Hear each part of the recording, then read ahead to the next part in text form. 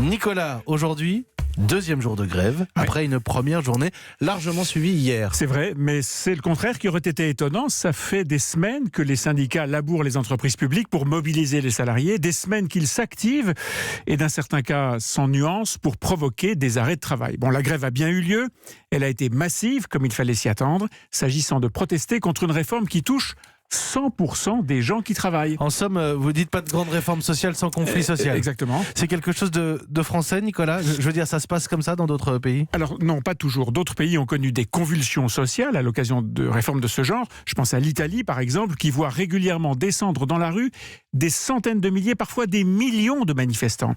Mais si on regarde ailleurs, en Allemagne, par exemple, les grèves sont beaucoup moins nombreuses et elles sont en général concentrées sur les questions de salaire et de pouvoir d'achat. Les manifestants marchent donc contre les entreprises et le patronat, pas contre telle ou telle réforme du gouvernement.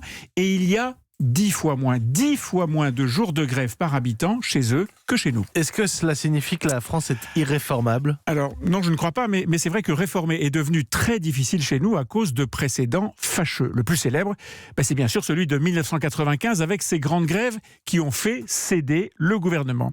Les choses sont différentes aujourd'hui. À l'époque, les régimes spéciaux, la réforme n'avait pas été annoncée, pas partagée en amont avec l'opinion publique. Aucun travail d'information n'avait été entamé, tout avait été fait par surprise. Et puis surtout, le président de l'époque, Jacques Chirac, n'avait qu'une envie, mettre fin au conflit, quitte à céder surtout. Il fera d'ailleurs la même chose quelques années plus tard, en renonçant au CPE, le contrat de première embauche, l'espèce de SMIC jeune que son Premier ministre du moment, Dominique de Villepin, avait voulu imposer. Et là aussi, la rue avait gagné. Et les gilets jaunes ?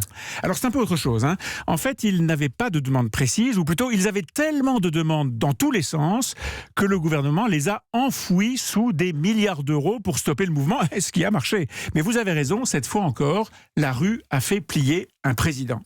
C'est ça qui se joue désormais pour Emmanuel Macron. Tenir ou ne pas tenir. Tenir pour sortir de ce cercle vicieux qui fait que chaque défaite du pouvoir en matière de réforme rend la France un peu plus irréformable ensuite. Irréformable par celui qui cède, mais bien sûr pour ses successeurs aussi. Tenir, il faut tenir parce que ce qui s'est passé hier n'est que le début du bras de fer.